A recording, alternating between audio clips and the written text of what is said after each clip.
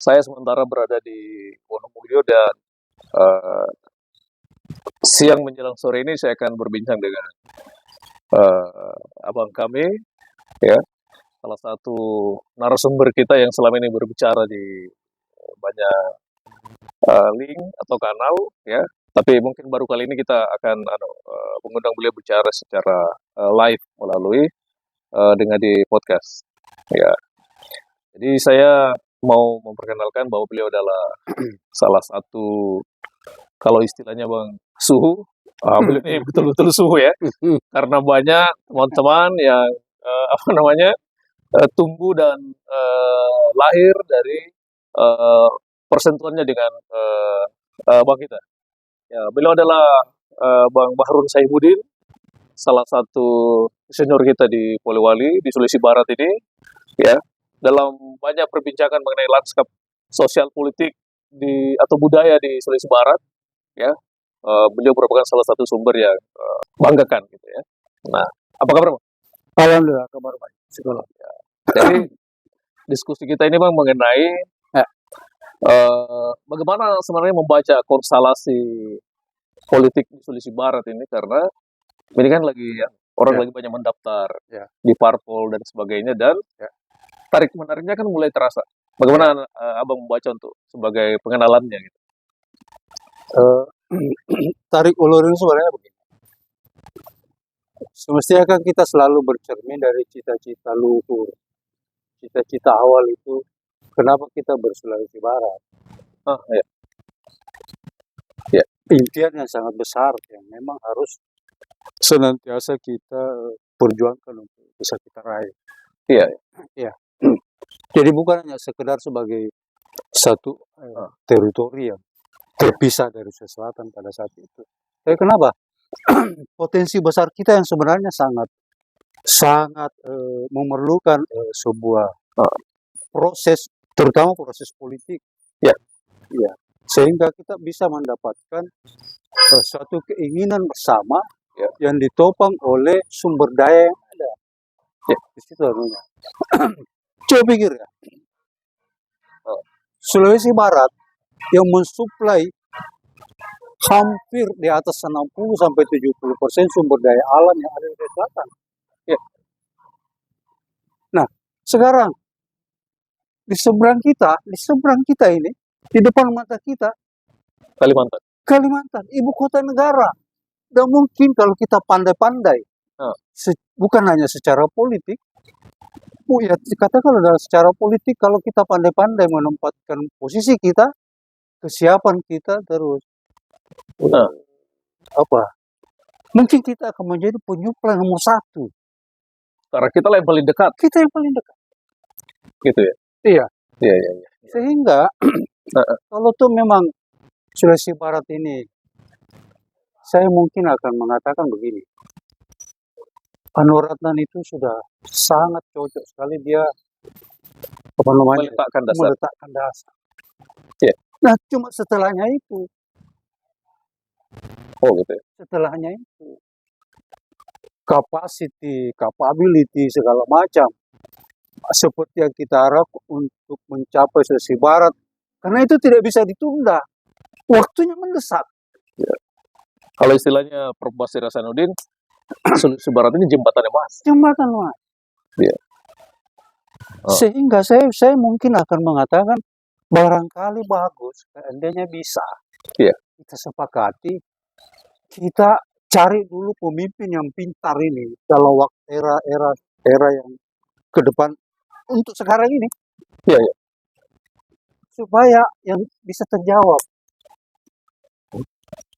Kalau zaman dulu di Sulawesi Selatan ada namanya Pak Prof. Amiruddin. Itu yang meretas itu. Itu yang mengangkat Sulawesi Selatan menjadi sebuah daerah yang maju. Terutama dari sisi politik. Nah,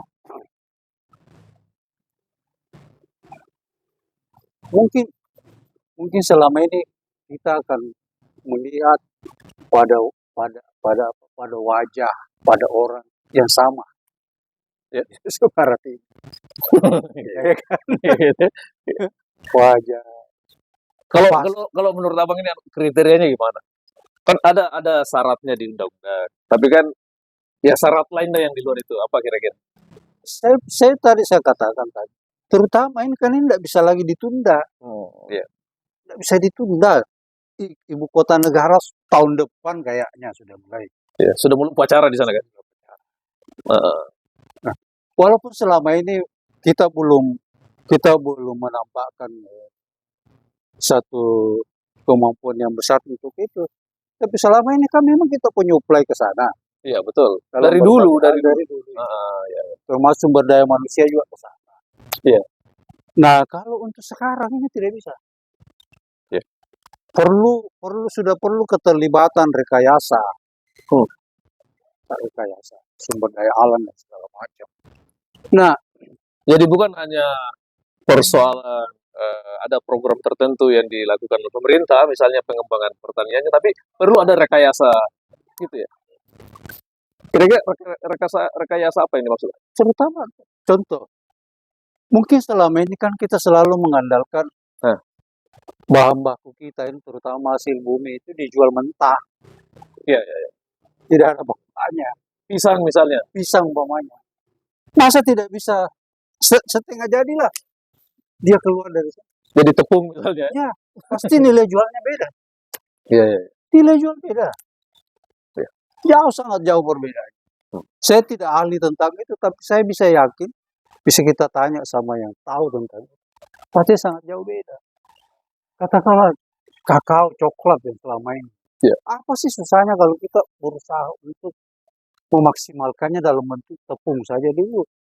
Kalau kita punya sumber daya di sini belum bisa mengelola macam-macam. Ya. Tepung bisa jadi segala-galanya. Ya. Betul. Nah ini yang tidak pernah bergeser. Ya. Semata-mata selama ini saya lihat, minta maaf ya kalau saya katakan, terlalu fokus dan berkutat di politik yang tarik-menarik tidak jelas. Gitu. Pas terhadap daerah ini. Sibuk di politik, siapa lagi. Siapa lagi.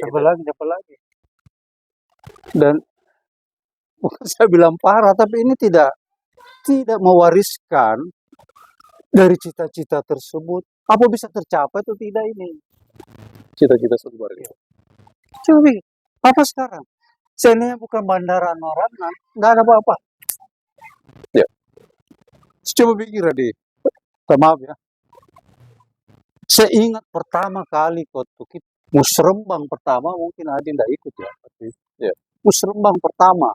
Oh, yang masih wartawan? Iya. Masih wartawan. Kita hadir dengan kapasitas yang ya apa adanya lah. Karena yang hadir pada waktu juga apa adanya orang manusia di situ. Yeah. Pejabat-pejabat juga belum ngerti apa-apa. Yeah. Seandainya bukan kita yang gagas. Pertama, kota pendidikan itu Majene. Iya. Pada waktu itu dengan berbagai latar belakang segala macam, termasuk kesiapan lahannya. Yeah. Itu juga kita usulkan pada waktu itu. Bandara, terus pelabuhan, yeah. Itu termasuk. Nah, terutama jalan lingkar yang tembus ke Sulawesi Selatan itu, yeah. Yang dikelola sama Noratna sampai selesai. Yeah. Itu jalan tembus ke Luwu Utara juga bisa kita diwujudkan. Apa? Sasarannya kemana? Ke pelabuhan kita. Akses. Coba dia itu. Kalau dia dari Luwu ke Makassar itu tempuhnya sampai paling sedikit bisa sampai 10 jam. Ya, betul. Kalau ini dia bisa motong kemari, berarti kapasitas pelabuhan kita harus besar. Yang dibelang-belang misalnya. Ya. Nah ini apalagi ini menopang ibu kota ini. Pemimpin ke depan ini. Cerdas lah orangnya. Yang visioner. Visioner menangkap peluang itu. Bukan hal yang terlalu politis, euforia politisnya yang terlalu kelihatan itu. Iya. Bukan itu. Jangan hanya selalu mempertengkarkan kelompok saja. Nah, gitu ya. Bahasa apa euforia politik selalu yang kelihatan kan? Iya. Sehingga masyarakat juga secara tidak pernah tersadarkan bahwa Sulawesi Barat ini sekarang sudah ada, wujudnya sudah ada, kita tinggal di situ, berkutat di situ, beraktivitas di situ, dan ingin mencapai sesuatu. Jadi yang abang maksud ini seharusnya di tengah euforia orang mau jadi gubernur atau bahkan bupati juga di kabupaten, Ya. karena kan segmen Opang ini kan, Ya, seharusnya kita kan sudah mendengar gagasan, ya, tidak sekedar daftar kiri kanan saja, ya. Jadi seharusnya mereka ini sudah melontarkan apa gagasannya sebenarnya. Tadi saya tidak memperkenalkan beliau ya secara panjang ya, bahwa beliau di masa Orde Baru adalah salah satu mantan kota DPR, ya. Itu ya, mantan kota DPR yang kemudian beralih bang ya, Ya. beralih ke PNS, lalu pernah menjadi beberapa kali menjabat posisi di pemerintah provinsi. Ya. Tentu dengan pengalaman yang panjang seperti itu, tentu Bang Bahrun melihat banyak hal, ya banyak hal dari Sulawesi Barat ini, ya. Dulu kan dalam masa perjuangan kan abang juga ikut di situ, ya, dalam proses-proses gerakan-gerakan yang tumbuh di Poliwali atau di Sulawesi Barat ini. Nah, kita selalu melihat bahwa daya tarik politik itu kan selalu menarik bagi banyak kalangan. Ya bang ya. Sebenarnya apa yang bisa abang ceritakan kepada kami atau kepada saya, ya, bahwa sebenarnya orang Mandar atau orang Sulawesi Barat itu ciri politiknya seperti apa? Ya. Orang Mandar kan selalu berorientasi kepada akumulasi kemanusiaannya. Nah, kedua, orang Mandar ini selalu menginginkan sebuah kondisi yang membawa dia ke dalam suatu suasana kultur, ya, yang bersentuhan langsung dengan sumber daya alamnya. Ya. Kemajuan-kemajuannya juga dia selalu akan bertolak belakang ke situ. Ya. Sehingga secara budaya, Mandar ini selalu membawa dirinya ke dalam keinginan politik, keinginan politik yang berdasarkan latar belakangnya sebagai sebuah daerah yang mempunyai karakter building, karakter building yang pertama,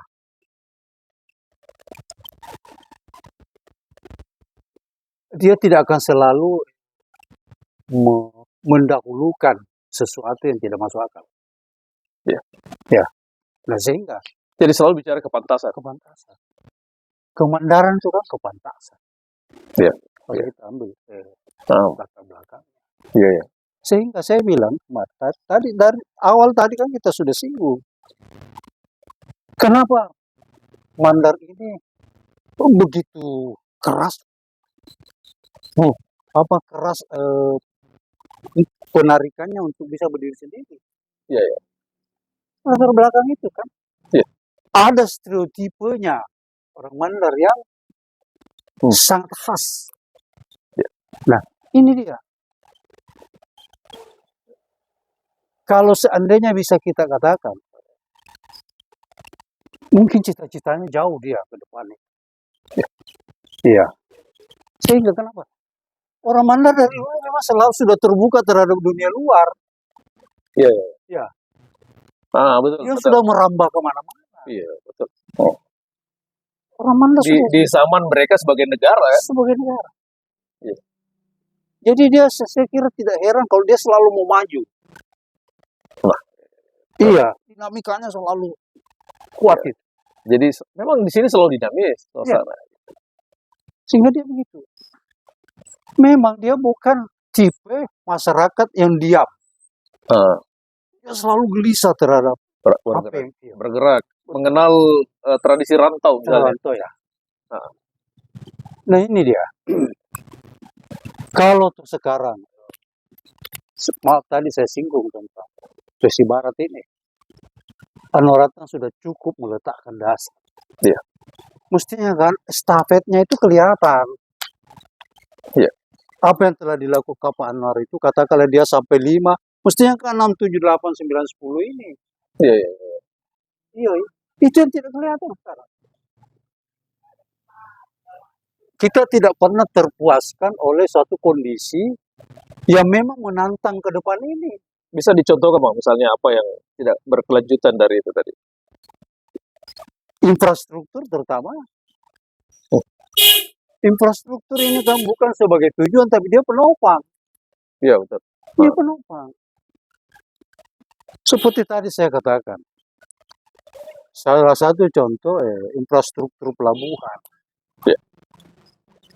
Sampai saat ini sudah berapa tahun kita berdiri sendiri? 20 tahun. 20 tahun. Belum ada di sana gudang ekspor impor di situ. Ya memang dinamis dia perjalanannya, tidak ada. Katakanlah berarti sektor pengusaha kita juga yang perlu digenjot. Iya, betul. Iya. Karena dia mata rantainya kan. Mata rantai. Betul. Sumber daya ini kan semua ke Makassar. Ini yang perlu diretas menurut saya. Pemimpin ke depan ini harus berani ngambil resiko itu. Iya. Apa sih? Jadi pertama tadi pintar, Iya. kedua dia berani ngambil risiko. Ngambil risiko. Kok ke Makassar semua?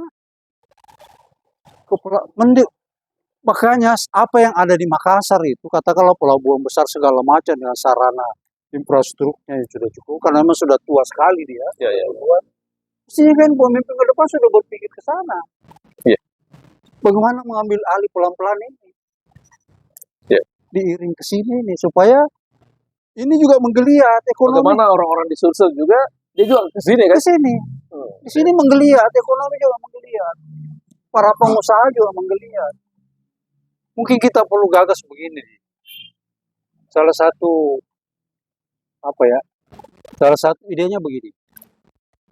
Mungkin perlu dibentuk persatuannya, Perhimpunan apa? perhimpunannya apa tuh orang Mandar, pengusaha orang Mandar itu. Saudagar Mandar. Saya kira perlu. Dia tidak euforia, bukan politis ya. Betul-betul dia Iya. Saya kira tidak bisa dibuat, tidak bisa lagi Kan sudah ada misalnya kamar dagang kan. Ya.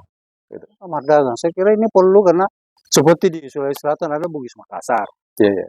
Nah di sini Saudagar Mandar. Orang Mandar dulu pedagang asli loh. Iya. Zaman dulu itu. Yang orang-orang Babulu misalnya yang mampu mengelola pelabuhan internasionalnya. Internasional. Di Banggai, Pamboang, Babulu ya. Gitu. Nah, kedua pedagang-pedagang sutra kita yang tumbuh sampai kemana-mana. Mungkin Anda tidak percaya kalau Anda ke Sumatera, pesisir Sumatera, begitu kau sebut Sarung Sutra, pasti dia bilang Mandar itu. Iya.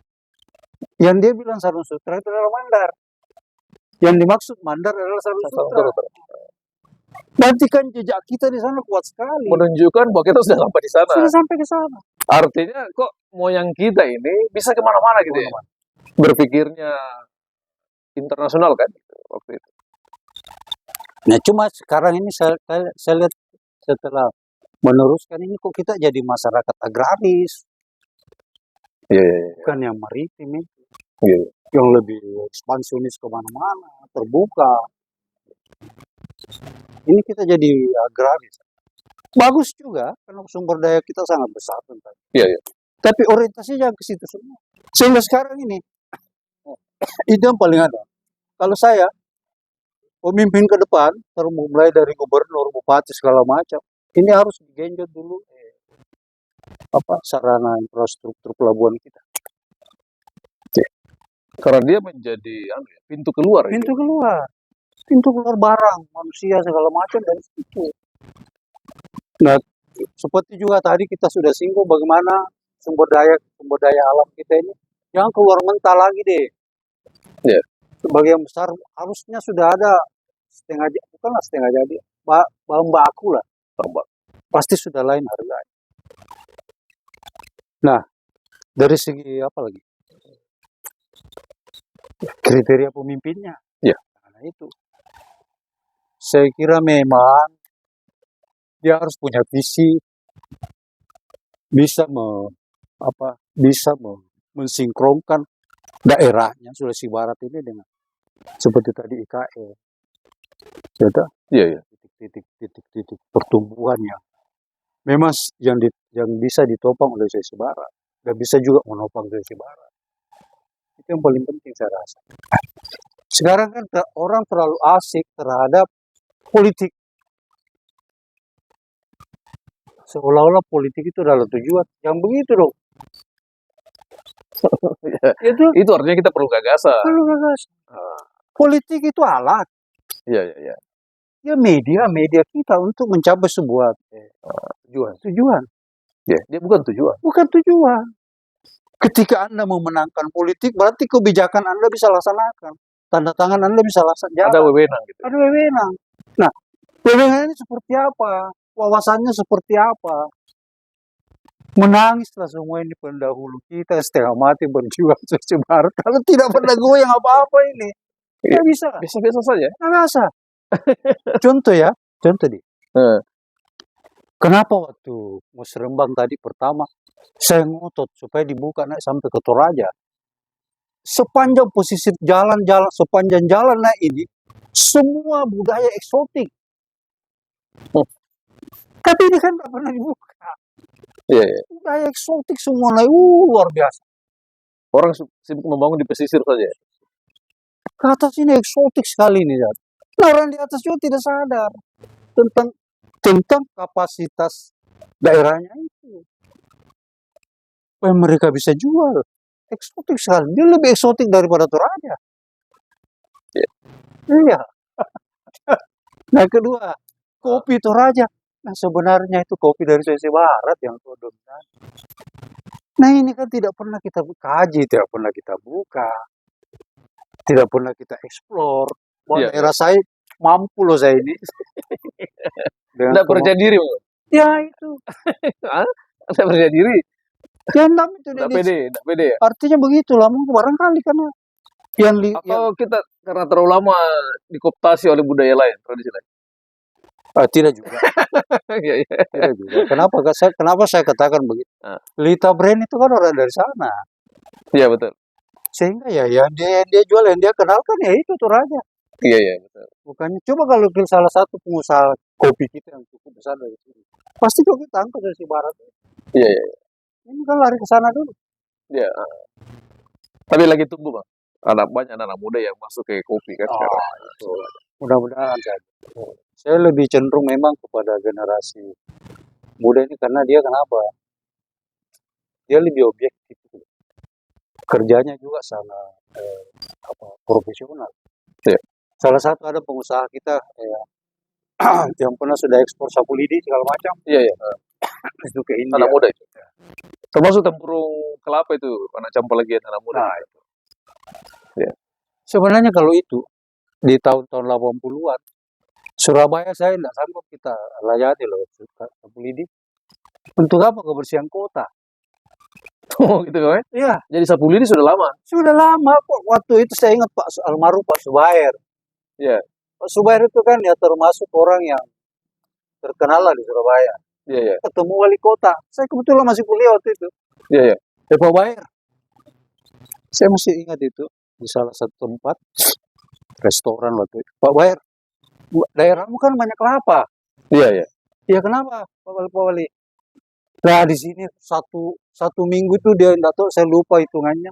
Butuh sapu lidi untuk kebersihan kota sekian banyak. Coba nah tiba di sini tidak mampu. Karena berapa itu kebutuhannya per bulan PKR. PKR untuk sapu lidi. Sapu lidi ya. Iya. Jadi sebenarnya sudah hal lama itu ya. Hal lama. Cuma ini anak terobosannya luar biasa karena langsung dia ke India.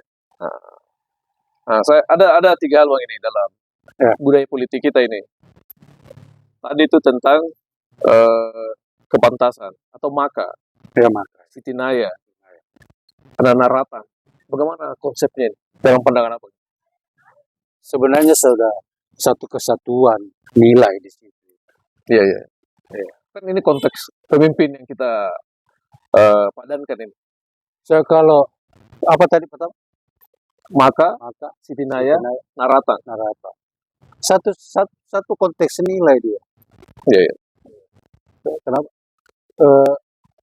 Itu memang Kalau bahasa Inggrisnya kan itu fit and proper. Pantas dan layak. layak. Kan ada orang pantas tapi tidak layak. Tidak layak. Atau dia layak, Saya tidak pantas. kira-kira gitu. Jadi memang satu kesatuan nilai dia. Ketika dia pantas, Indikatornya apa? indikatornya apa? Terus kepantasan itu sendiri menjadi sebuah indikator nilai yang terjelma di dalam kehidupan masyarakat. Iya. Tinggal bagaimana meresponnya. Masyarakat yang sudah terbuka seperti sekarang sangat variatif terhadap itu. Dan mungkin pertama kali kita ajukan ke parpol duluan. Kan ini lagi mereka menerima pendaftaran. Ya, Maka kepantasan, kelayakan itu mesti mereka timbang dengan baik. contoh ya. Ya. Pantas enggak dia? Pantas itu dari mana? Jangan sampai orang berpandangan sempit kepada stylenya dia. Tidak begitu. Iya. Apakah cara pandangnya, cara pikirnya, perilakunya selama ini? Ya. Itu kan semua satu kesatuan nilai dia, sehingga dia menjadi layak ketika dia dinilai oleh Iya. publik seperti itu. Tinggal kita masalahnya, makanya saya bilang kesadaran masyarakat inilah sudah tumbuh atau tidak. Iya. Bersulawesi Barat itu sebenarnya tujuannya apa? Cita-cita besarnya seperti apa? Sehingga dari situ ada satu tolak ukur yang menjadikan seorang calon pemimpin itu dari 3 kriteria tadi. Akan kelihatan dari situ. Ya. Anda itu satu dulu, ada satu mandar. Iya. Iya. Iya, Iya gitu kan? ya. Iya. Iya. Nah, ketika kita kesepakatan itu kan wacana publik, Ya, konvensi. Iya. Nah, pernah nggak kita membuka tentang itu? Nah, arahnya kemana ya ke proses politik itu? Iya. Gorontalo barangkali salah satu contoh daerah yang punya modal start awalnya itu seperti itu dia. Ada konvensi dari masyarakat. Gorontalo akan ke depan kita begini kan. Ya. Gorontalo harus jadi begini. Ini belum terlambat. Belum. Belum terlambat. Cuma masalahnya sekarang sangat mendesak sekali ini. Kita sudah berada di era yang contoh tadi supply ke ibu kota tadi. Sulbar sudah 20 tahun. Sudah 20 tahun. Nah, ini sudah mendesak sekali ini. Kalau kita tidak, kita akan jadi penonton. Iya. Jadi penonton. Yakin aja. Bisa-bisa daerah lain yang datang mengambil kita punya di atas namakan daerahnya. Brandingnya beda. Brandingnya. Iya. Jadi saya kira begitu. Kita harus bagaimana masyarakat kita itu punya kesadaran ke situ enggak? Sulawesi Barat ini ada, Sulawesi Barat diperjuangkan, Sulawesi Barat punya cita-cita yang menjadi indikator tadi ketika syarat kepemimpinan tadi. Jangan lagi kita menilai bahwa harus keturunan segala macam. Iya kan? Pemimpin sekarang bisa dilahirkan dan bisa juga dia apa namanya? Bukan hanya dilahirkannya dibentuk. Ada capacity building yang dia bentuk terhadap diri. Bisa dinilai masyarakat secara umum. Seperti tadi saya katakan, dia kan memang sumber pemimpin itu kan dua. Dia dilahirkan karena turunannya, lalu dia secara mekanis karena dia tumbuh dari proses sosial. Ya. Proses politik. Nah, kan ini semua kan berkaitan dengan pendidikan politik, Bang. Ya, di diskusi awal kita tadi Abang mengatakan bahwa ini sudah terlalu fatalis ini. Ada fatalis. Apa yang dimaksud itu? Iya. Yang saya maksud itu fatalis apa? Fatalis itu masa bodoh. Sama. Sudah kurang sekali perhatiannya ke situ. Euforia saja. Nah, Nah. bukan lagi sebuah cita-cita capaiannya untuk sebuah daerah yang maju. Ya. Di situ. Padahal sebenarnya pilkada atau pemilu misalnya, atau pilkada lainnya, itu kesempatannya rakyat untuk memberikan amanah kepada. Mana? Jadi jangan main-main di situ. Kayaknya tidak boleh lah. Berhentilah dulu itu. Berhenti. Kalau memang walaupun saya harus objektif dan nilai kerusakan dari sistem yang ada sekarang dengan money politik macam-macam. Ya. Tapi itu bisa ketika kesadaran itu tumbuh. Ya. Para elit politik, para kelas menengah segala macam ini harus nyatu. Ya. Ya. Mari kita sama-sama membangun sebuah orientasi yang bagus.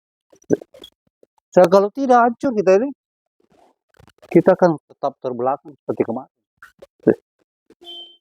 Padahal kita berjuang memekarkan Sulawesi Barat untuk tujuan yang lebih besar. Bagaimana bisa kemandirian itu ada nanti? Cita-cita awal kan kemandirian kita. Karena selama ini terlalu termarginalkan macam-macam hal. Sekarang sudah terwujud, Sulawesi Barat ada. Bukan lagi alasan. Tinggal ada kemampuan tidak, ada kemauan tidak, ada kapasiti tidak yang bergerak terus. gitu ya. Iya. Jadi saya kira itu untuk ke depan ini pemimpin terutama dia harus mengadopsi gitu. Mengadopsi semua pendapat masyarakat itu. Posisi Barat itu sebenarnya tujuannya apa segala macam. Terus melahirkan kriteria tadi, 3 kriteria tadi. Latar belakang tinggal kita cari. Di situ proses politik jalan. Iya. Karena mekanismenya harus melalui partai politik. Iya, proses politik jalan.